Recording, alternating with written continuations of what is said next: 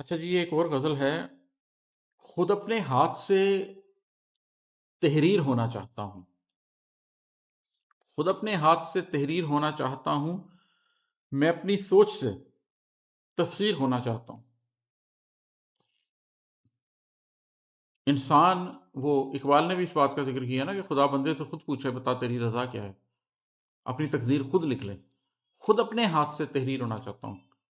میں نہیں چاہتا کہ معاشرہ مجھے لکھے، میں نہیں چاہتا میری زندگی کے حوادث مجھے لکھیں، میں نہیں چاہتا میری زندگی میں ملنے والے لوگ مجھے لکھیں، میں اپنی زندگی کو خود تحریر کرنا چاہتا ہوں، اکیلے اپنی ذات کے ساتھ خود تحریر کرنا چاہتا ہوں۔ وہ انگریزی کا ایک بڑا مشہور گانا ہے، موقع ملے تو ضرور سنیے گا، بہت اچھا گانا ہے، وہ ہے مائی وے۔ میں اپنی زندگی کو مائی وے پہ گزارنا چاہتا ہوں، اپنے طریقہ کار کے اوپر اپنی زندگی گزارنا چاہتا ہوں، میں اپنی سوچ سے تسخیر ہونا چاہتا ہوں، میں اپنے جذبوں کا شکار نہیں ہونا چاہتا، اپنے نفس کا شکار نہیں ہونا چاہتا۔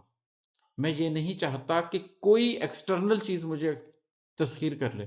میں کیا چاہتا ہوں کہ میری سوچ، میری فکر، جو میں نے زندگی کو سمجھا ہے، وہ مجھے تسخیر کرے۔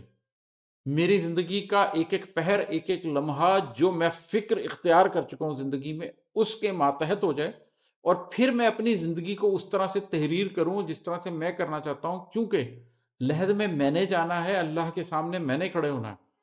جب میں نے کھڑے ہونا ہے تو پھر میں اپنا پیپر خود دے کے جانا چاہتا ہوں۔ میں دنیا میں بہت سے لوگوں کو دیکھتا ہوں کہ وہ کہتے ہیں کہ نہیں جی، ہم سوسائٹی کا پریشر، پیئر پریشر، معاشرے کے نارمز، میں نے اپنی زندگی کے کسی سٹیپ کے اوپر کبھی ان چیزوں پہ وقت نہیں دی۔ میں نے ہمیشہ پامال زمینوں پہ چلا ہوں، ہمیشہ وہ فیصلہ کیا جو ان پاپولر تھا، معاشی فیصلہ ہو، سماجی فیصلہ ہو، شادی کرنے کا فیصلہ کرنا ہو، کاروبار کرنے کا فیصلہ کرنا ہو، بچوں کو اسکول بھیجنا یا ہوم اسکولنگ کرانی ہے، جو فیصلہ کرنا ہو، میں اپنے فیصلے خود کرتا ہوں اور اس فکر کے تحت کرتا ہوں، جس فکر کے تحت زندگی گزارنی ہے، اور یہی میں سب کو دعوت دیتا ہوں۔